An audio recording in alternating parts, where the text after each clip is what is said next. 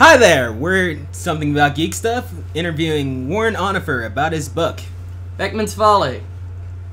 It is a super cool vampire zombie book, and we're going to talk in detail with this creative man about his process and his book itself, and just kind of get into his brain and see what we got. So thank you for joining us today. Well, it's great to be here. I would mention, I got to tell you, you and all your listeners and viewers, is like an hour before we started this, I just got out of the shower and shaved, and I cut myself shaving, okay? Oh, no. And that damn thing would not stop bleeding, and it finally stopped bleeding. So at some point, I start bleeding out of the side of my face. It's not because it's some clever, vampire author, scary promotional clever thing. It's just bear with me. I just see, you ruined the magic of it. Yeah, sorry. It would be real blood, and it would be kind of cool, but normally I don't bleed out of the side of my face, okay? Well, as wonderful as the visual that would be, we hope you don't bleed during our interview. Yeah. Right, exactly. So, anyways. All right. So, basically, we're going to do the same thing we always do for interviews, guys. We're going to go through, we're going to talk about the story itself, so you can get some information on what that's like, so you can feel free to check that out, and then we're going to talk about his creative process. So Jonathan, if you want to dive in with the first question. Alright, so what exactly is the book Beckman's Folly? What is the book Beckman's Folly? The book Beckman's Folly is the first book in a series of the vampire Hadley Price. It's the first book been published. I've finished the next major book in the series. My editor has it at this moment. I've got plans for a couple of novellas that I'm going to release just as ebook only, probably one at the end of this year, and then the next major book will be released probably sometime next year. It's the story of the vampire Hadley Price, her vampire husband Nathan Hughes, and their vampire daughter Svetlana Magnovska. Now Hadley is a superior vampire. She's faster, stronger, everything in every way, and she has adventures, and her vampire family joins her in that. Now, to say family implies kind of a Disney PG family thing, but no, there's violence and there's sex in the book. Yeah. And the thing that I hope readers take away from this is to have fun, okay? I mean, to me, we can get all dark and scary with vampires, but to me, Buffy the Vampire Slayer was my kind of vampire story because, yes, it was scary, but it was fun. And I hope that that's what readers take away from this.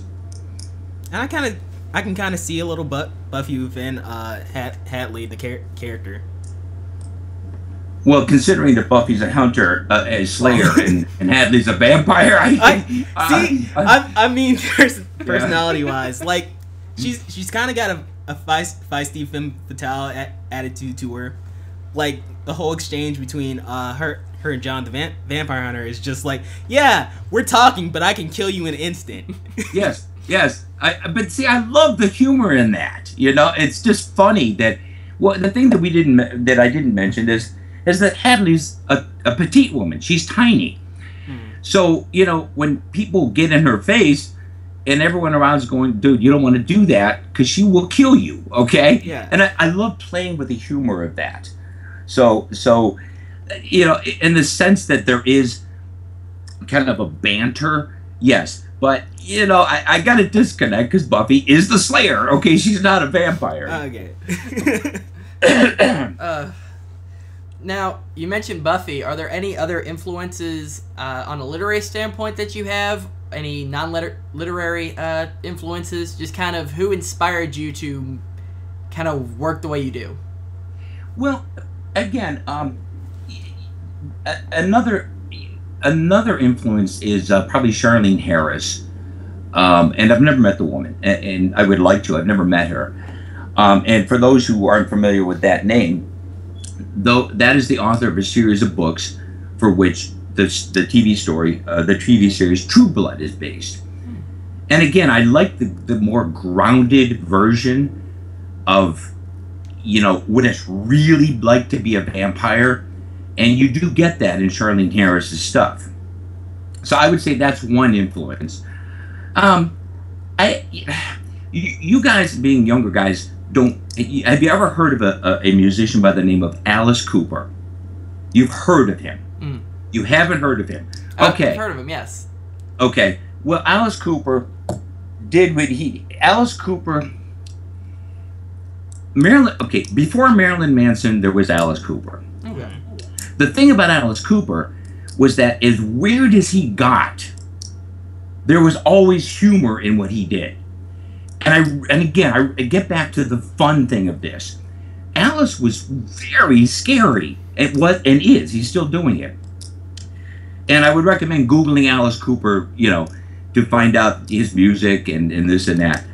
But that's another influence. I love Alice Cooper because he can scare the hell out of you, and then you'll laugh, And I really like that whole juxtaposition of, being scared out of your wits, but then laughing about it.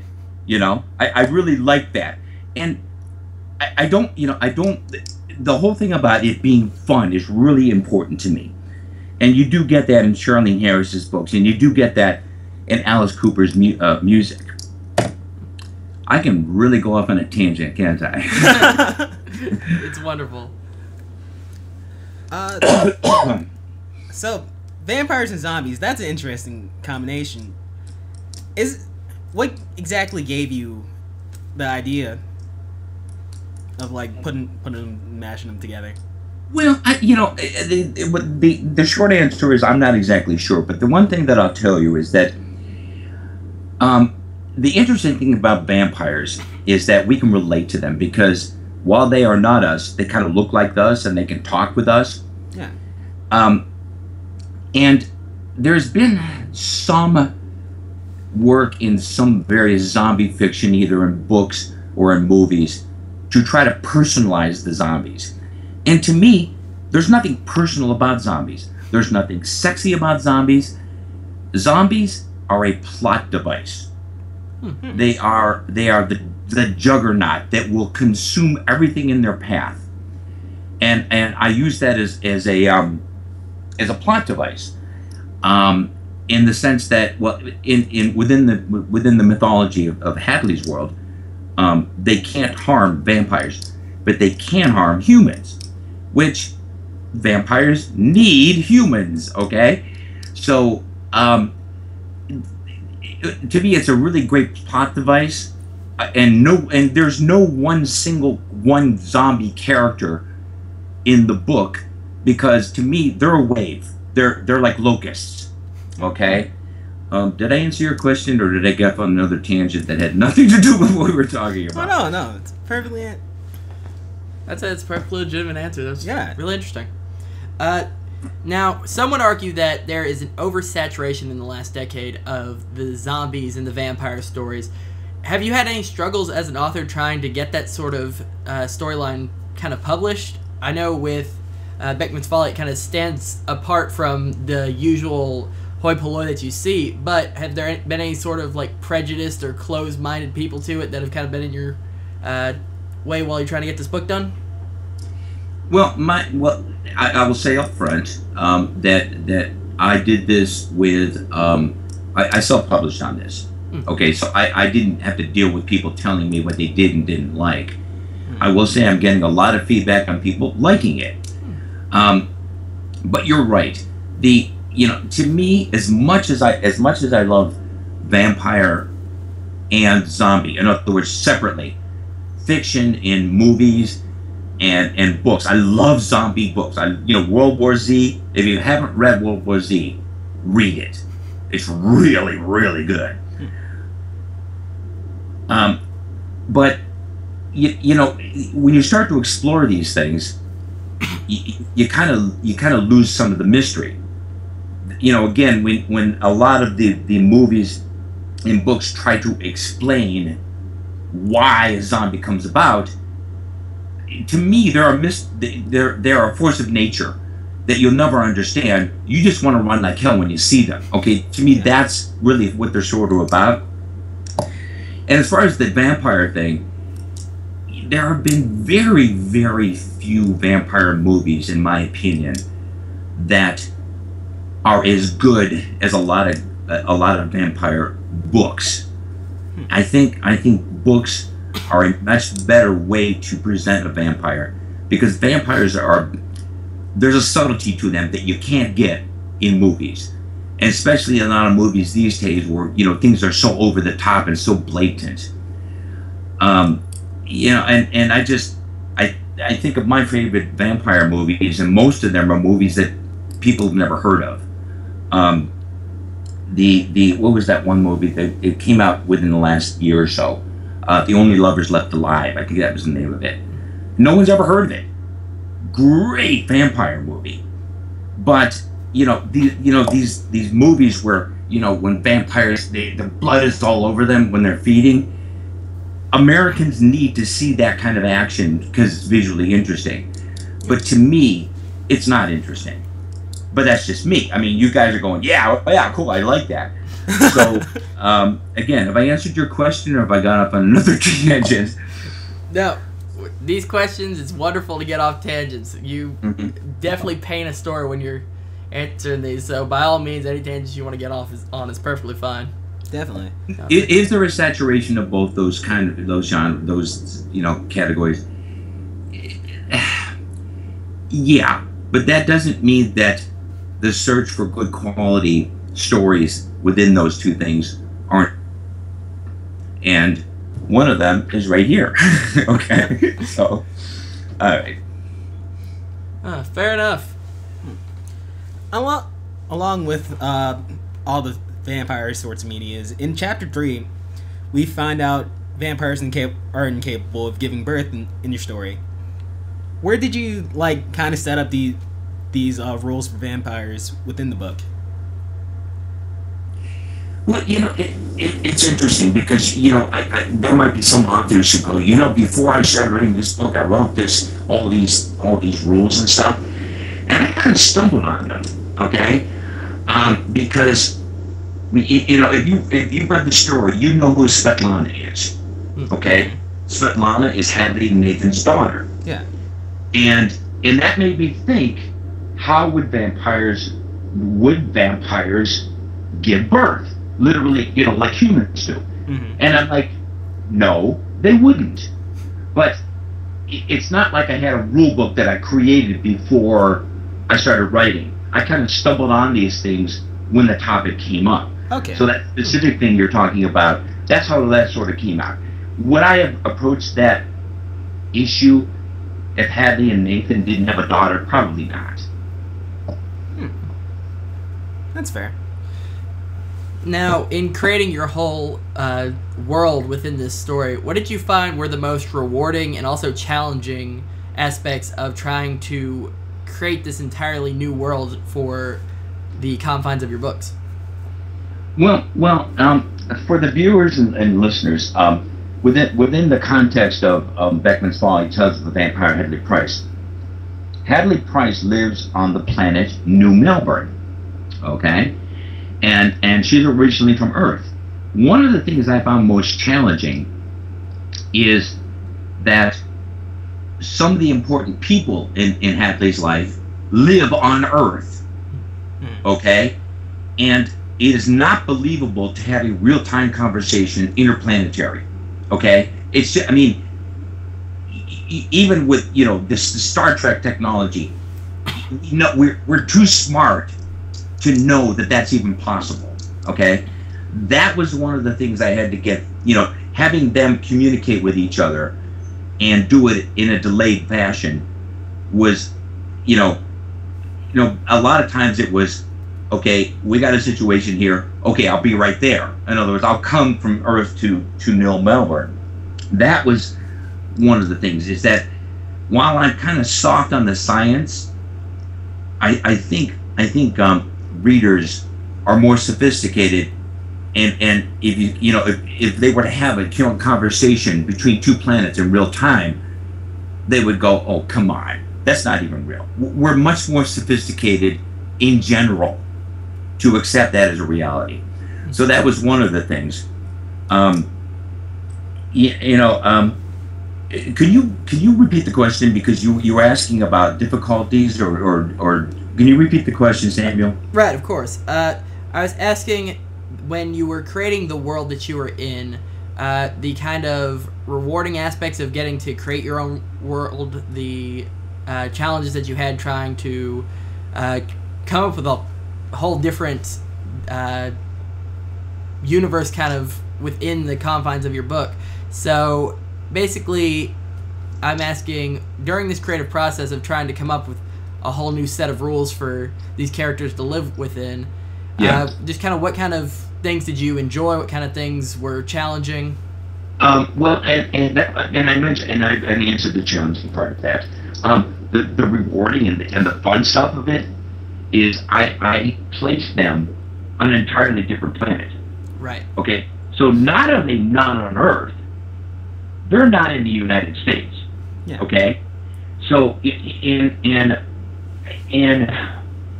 the next major story that I'm going to be releasing probably next year, there is a legality issue. Okay. And a reader might go, "That's not how that works." To which I would say, on New Melbourne, that's how it works. Okay?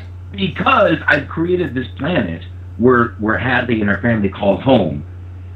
I can do a lot of things that are familiar to us, and then I can deviate. And in a way, it's kind of a cop-out because I can create anything I want. Okay? Because New Melbourne is very Earth-like, but it's not Earth. And I like the freedom of doing, talking about things that are familiar to us, but then doing other stuff that isn't. And the freedom of that is a lot of fun. All right. Well, a lot of the interplanetary elements and such, like a lot of your chapter introductions kind of remind me of sci-fi, like meanwhile out here in space or meanwhile on Earth. Yeah. Did you get any inspiration from that, or? You mean like meanwhile back at the ranch kind of thing? Yeah. No. But I think one of the reasons I put Hadley on another planet is it implies, and the thing that we have not mentioned so far is that this takes place in the future. Okay, Yeah. Is that it implies the longevity of how long Hadley's been around. That that we're so far in the future that living on another planet is no big deal, and traveling between planets is minimally difficult. In the next book, there is some travel. There isn't any in this book as far as like Hadley and her family.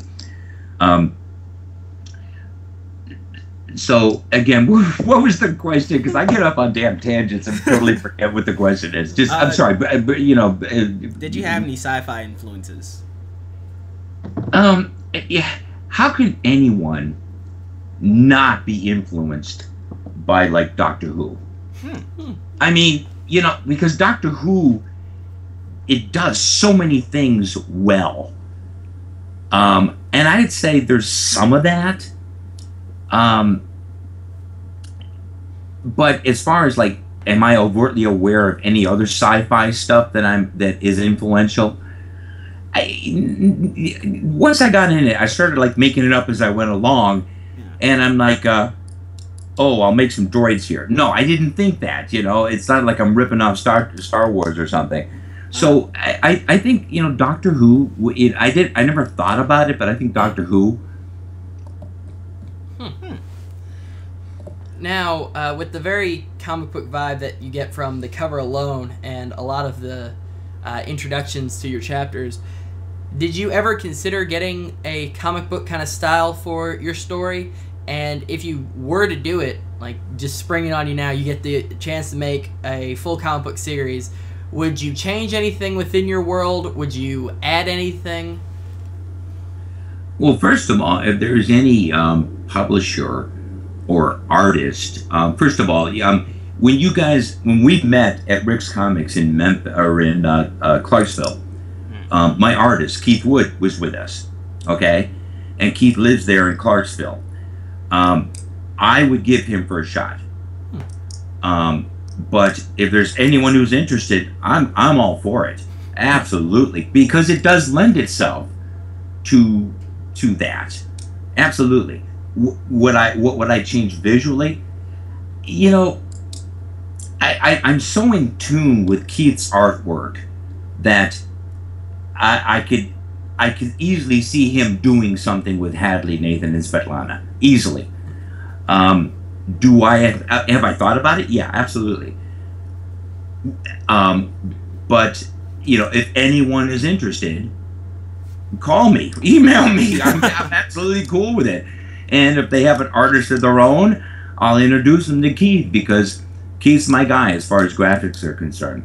So yeah, it would easily translate into a comic book, easily. All right, hold on for the contact information at the end of the video if you're interested in working with him. Jonathan? Well, going along with that question, why didn't you go with a comic book, and why did you go with a book format instead? Are you talking about the cover art? Is that specifically what you're talking about? What you call it?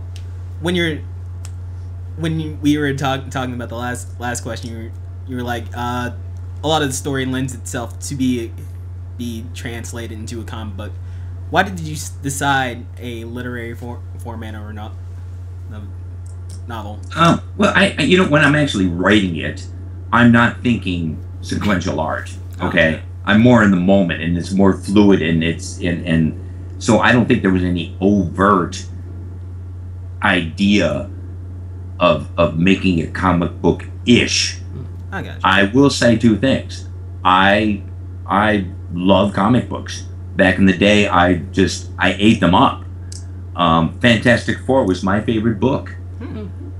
Which is kind of weird, because we have the movie making technology now to make a great Fantastic Four movie, and we haven't done it, and that really annoys the hell out of me. Any Fantastic Four movie, and the most recent one, are awful. Okay, so as far as the cover art is concerned, that was a very concerted, very specific, planned thing on my part. And the reason I decided to use the hard lines of what looked like comic book art, and again, Keith does it so well, is I know who we are as sci-fi, you know, fantasy horror nerds. We like that kind of stuff. Definitely. Okay? So that kind of cover is going to get our attention. It would get my attention. Okay?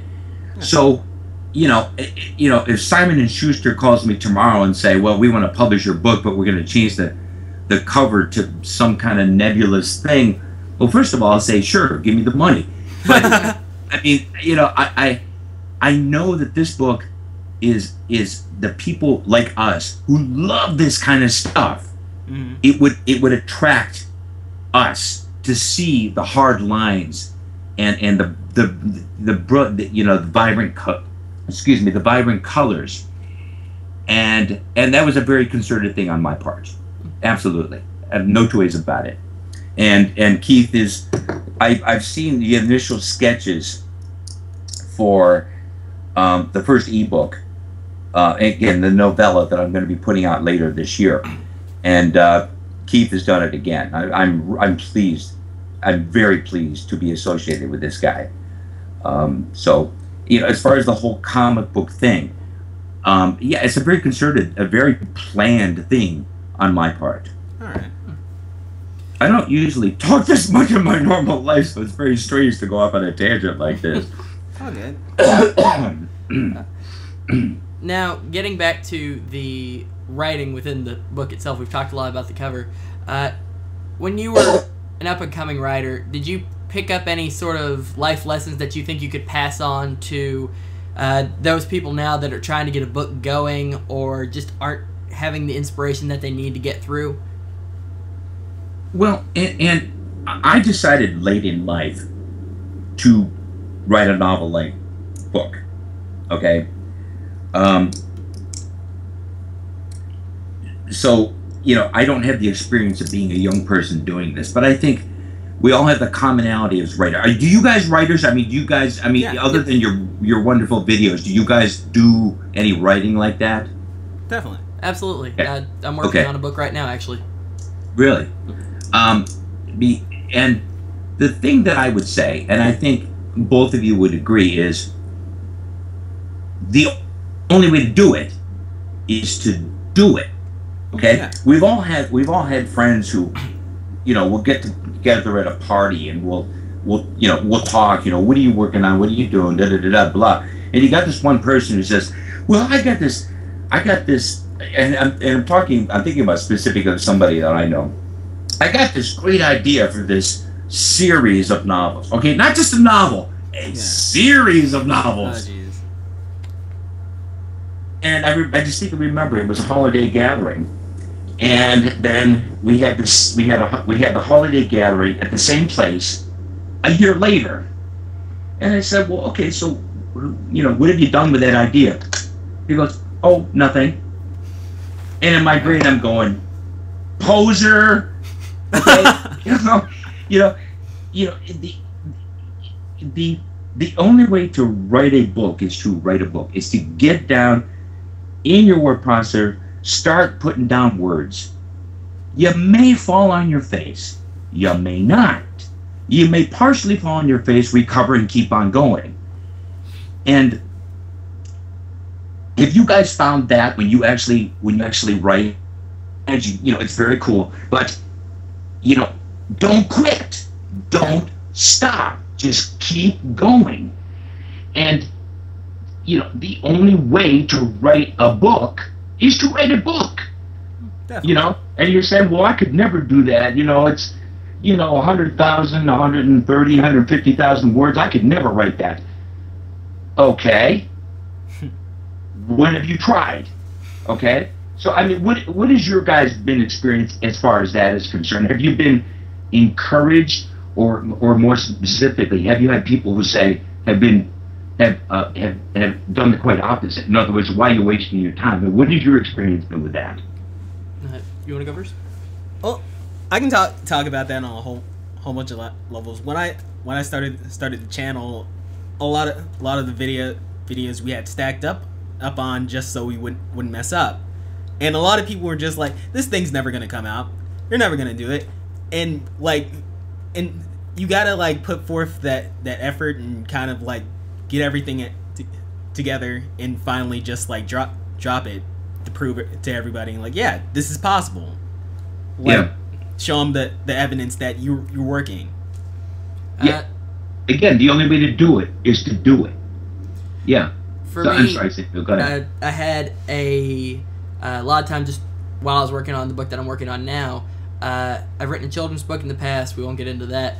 That people were like, "Oh, okay, cute. You wrote a book." And then I started saying, "Well, I'm coming out with this idea," and it was far from a children's book. It dealt with addiction and a lot of psychological messed up people. Yeah. And can you say the F word here? This is cool. I mean, I know you. No, go ahead. Can we? Because I mean, is that cool? I mean, I'm sorry. Go ahead. It was just a lot of people telling me "Hey, don't you want to do another children's book?" And I was legitimately, I was just like, "No, I did that one. That was fun, but I want to do this now." And I think because we have these creators that they do one style of book their entire career, that people don't believe that you can be versatile anymore. That you can try one thing and then go, yeah, that was fun, I did that. Now I want to try this other thing. And I feel like that's a big deterrent for people, because when you limit down your creativity, or you limit down somebody else's creativity, the creativity will eventually stop. And even if I were just working on one thing, trying to shell out one after another, if I never got the chance to see what would happen if I went in this other direction, I feel like I would be limiting my creativity, and any work that I put out would suffer. Yeah. Well, and that's the thing. It's it's so easy to pigeonhole certain people with certain, kinds of stuff. But, when you're writing, yes, when you wrote a children's book, it is a certain mindset. But, you've got it done. It's, it's down. It's outside of your head. And you go, okay, I'm done with that. And go over here and talk about addiction. And, there's nothing inconsistent with that whatsoever. because you ended one and started another. And you're right. People tend to pigeonhole, which, I think fellow writers get that you can switch gears. You can. But I think the average person doesn't, and whatever. I think we're all patient with those kind of people. But yet again, I get back to the whole poser thing. It's like, you haven't done a damn thing, but yet you're criticizing me. Okay, have you taken a year of your life to write a novel? No, then shut up. Okay. I mean, I'm sorry. Maybe you should edit that out. No, you have every right to tell them that. Yeah. Yours is out of your head. Sorry, you get to. Yeah. I apologize. That was really bad. Nah. But I'm sorry. That's just my thing. It's like, yeah, I see no disconnect on that whatsoever, Samuel. None. Jonathan, you want to field the last two of your questions, and I'll do the wrap up. All right. Getting back into the book, like you said before, this book is set in the distant future. How much has changed from our present time? I read in one chapter, like there's Beth now instead of the internet as an interface. Betty. Oh, Betty. I apologize. I was gonna go, who's Beth? Anyway, yeah, Betty. But yeah, Betty's interface. What else has changed? Well, and that's a challenge, to make a future that looks believable. But again, I get back to the whole thing about the grounded experience about being in that present moment.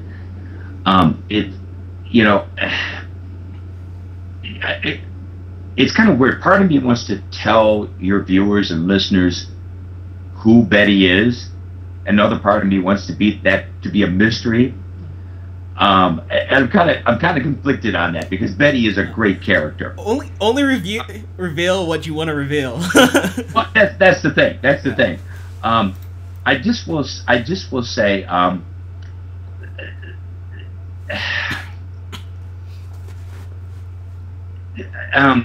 In creating a future, you have to still understand that people need shelter, need food. I mean, there's these basic things, but how they get these things, and how they live their lives, and more importantly, how they communicate.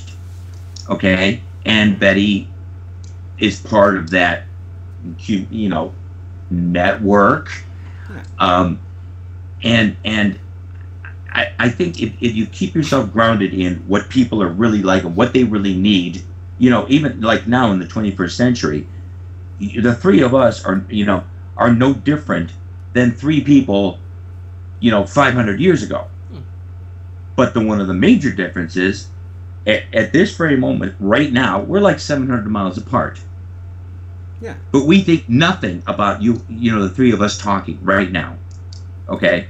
But what are we doing? We're talking, just like people would do 500 years ago. Okay? Yeah. So as human beings, we haven't changed, but how we do that, the technology to do that,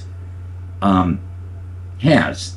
So when you talk about how do I write a future that Hadley's, the future of Hadley on New Melbourne, that's how I did it. I kind of keep people grounded, and allows Hadley to do things quicker in the same way that allows us to do things quicker. It allows us to be talking at this very moment at like 700 or 800 miles apart. So again, keeping it grounded, but using technology. And I guess the real challenge is to kind of guess what that technology will be. And I will say that Betty, that's my answer to what the technology will be. And for those of you who have not read Beckman's Folly, Tales of the Vampire Hadley Price, you'll find out who Betty is. All right. And my final question is, like, what's next after this? You have your next book coming out, and do you have any other projects? It's interesting that you ask. As I had said, the next major Hadley Tales of the Vampire Hadley Price book will probably be coming out next year. In other words, both an ebook and a regular paper book. I've got a couple of novellas in Hadley's world with Hadley and her family, working on that. There's another project that I'm involved in now, and I can't really say anything about it right now. Oh, okay. I will say that, it's the kind of thing that, if it comes to fruition, it will be very, very cool. If it doesn't, it makes me look stupid by hyping it before it happens. So I kind of keep that, keep up to date by going to my Facebook page, to going to Tales of the Vampire Hadley Price Facebook page, going to my website at hadleyprice.com to up to date on that. But that is this thing that I'm not saying anything about, and I don't mean to be coy, but I'm just kind of really cautious on this. It is a very exciting project that somebody has approached me on a very exciting project, and stay tuned for news on that. But as far as the books are concerned, as I said, a novella this year, the next major story of Hadley next year, but I'm constantly writing about Hadley, and constantly meeting great, really friendly folks like you who are helping me promote that. So thank you. No, thank you for sitting down with us. The final question we like to ask everybody is, using this forum that has been opened up, if you could tell our audience, the people on the internet that clicked this video, if you could tell them anything at all, what would it be? Wow. That's a really open-ended question.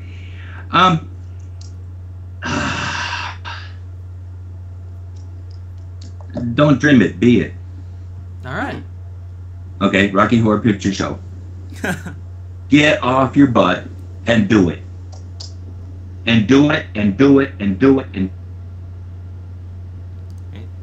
Did we lose you? Are you still there? There he is. Okay. Okay. Yes. You guys are kind of buffering, too. Did you get me? Did you get what I said? I was trying to be rather profound, and I don't know if I got that. We lost it at you saying "do it" on the third time. Oh, okay. So, all right. So you got the whole Rocky Horror Picture Show reference. Yes, we got that. All right, cool. Okay. So, yeah, just, all you folks who are watching this, these guys are doing it. They got out a camera, they got out some editing software, and they're making these really fun videos. And again, I got, it's later in life for me that I got off my butt and said, okay, I'm going to finally do it.